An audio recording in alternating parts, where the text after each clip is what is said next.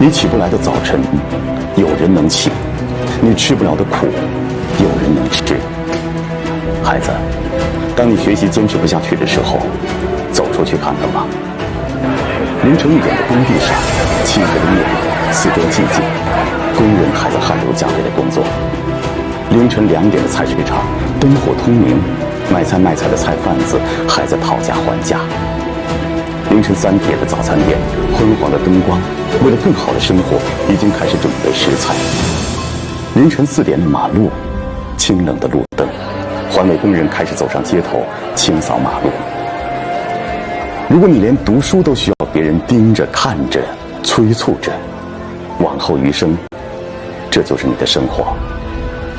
读书是最廉价的高贵。